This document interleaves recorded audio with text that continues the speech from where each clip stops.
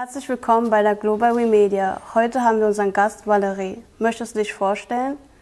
Thank you, Cynthia. I'm very happy to be here. My name is Valerie Viban, and I live in Berlin. I work as a consultant for dealing with colonial issues. This means the broad issues around decolonization, the broad issues around building networks of resistance and dealing with this very difficult history between Germany, first as a European country, and her former colonies in Africa. In this case, I mean all the countries that were colonized by Germany after the Berlin Colonial Conference. So you think about the Namibia, which was by then was called Deutsch Südafrika. I think about Cameroon, I think about Togo, I think about Tanzania, which was called Deutsch Ostafrika. Ich danke dir dafür, dass du dich vorgestellt hast. Ich stelle dir nun einige Fragen. Warum ist die Dekolonisierung für uns heute wichtig?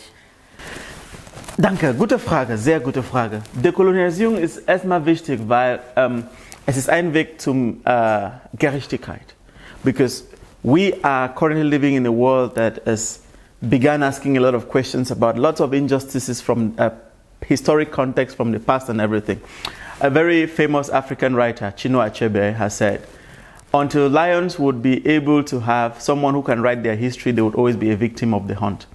And so for a long time, because Africans did not write history, the story of European colonialism of Africa has always been told in a very, very not so fair way. And that is why works of decolonization are now important, because first of all, it's empowering Africans to come out and speak about their rights and talk about resistance and reclaim their position in global history and change this narrative of what injustices colonization did to us. So the process of decolonization involves retelling our stories, reclaiming African identities, and looking for ways to reconcile history, reconcile the two continents or the human race and things like that. In einigen Interviews haben einige Leute gesagt, dass die Dekolonisierung nichts bringt. Was denkst du dazu?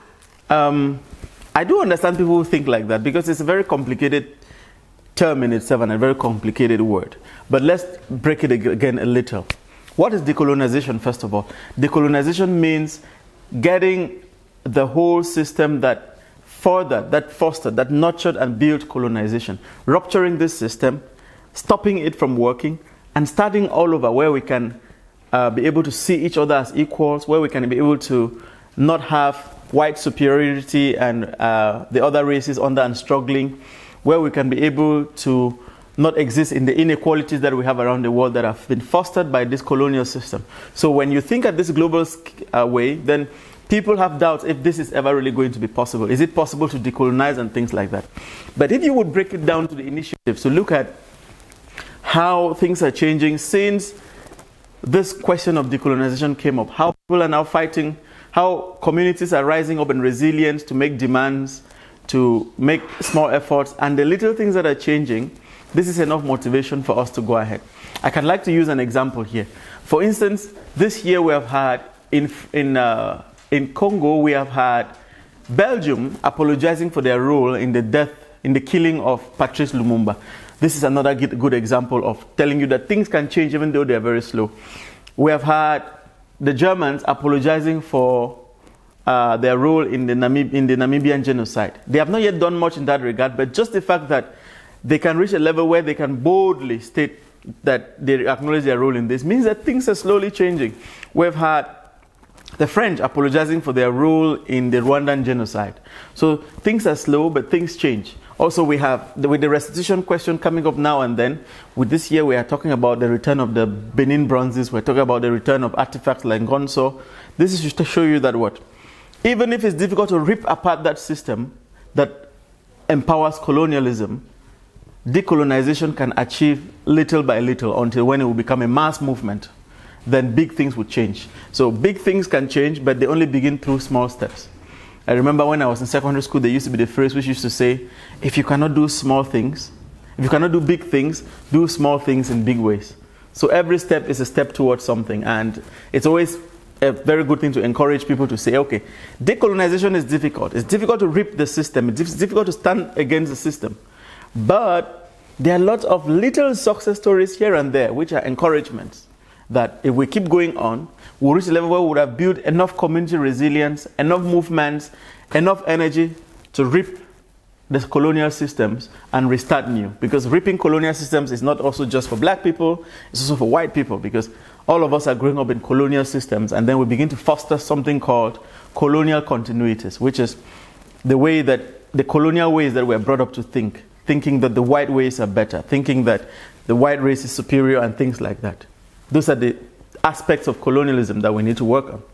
So yes, decolonization is possible. It can have impact on the communities. Okay. Und wie steigt man in diese Arbeit ein in der Kolonialisierung? How do we come into the decolonial questions? How do communities come in? How do young people come in? That's a very important question. Like I said, building community resilience is very important. Community engagement is very important. First things first, as young people, for instance, at Global We, you have spent the last 2 weeks working on this project. This is already something. Because while on the political side, things have to be done, young people like you, like Vanessa, like Marie, like all the other people who are working with the Global We team have to be doing their part. What you're doing here is sensitization.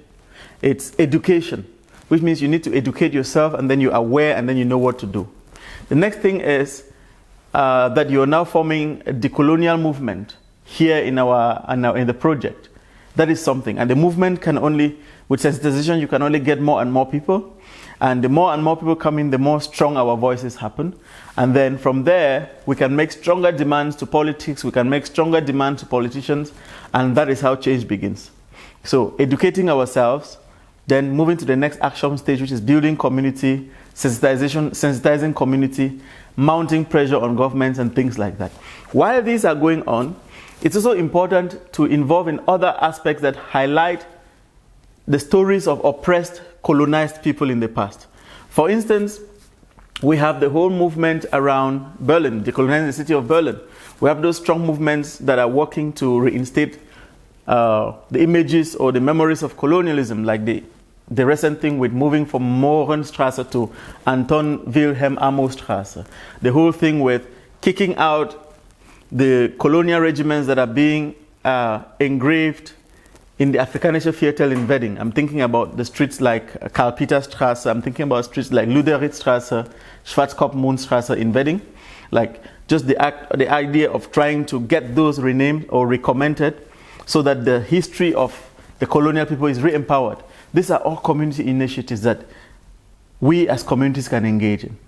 We're also thinking about our resilience to things like migration. You know, how to rebuild ourselves, build our skills to be able to stand and fight for the rights of oppressed people, formerly colonized people, because in a way we are still all victims of colonialism. Okay, ich danke dir, dass du meine Fragen beantwortet hast. Denkst du, ist es noch möglich, dass Lehrer die Schülern aufklären könnten über die Kolonialisierung? It is very important. The next phase is bringing decolonization to the classroom. The classroom in itself needs to be decolonized. So it's not just about putting it in the syllabus, but even decolonizing the way that the classroom is taught. I remember when I have come to Germany, one of the first things that happened was that a German kid in a secondary school I went to, they were asking me if I was from England. Why? Because for them, it was strange for them that someone from Africa was speaking English. They thought that, in Germany, I've also had that question being asked to me by young people. Was spricht man in Afrika? Afrikanisch?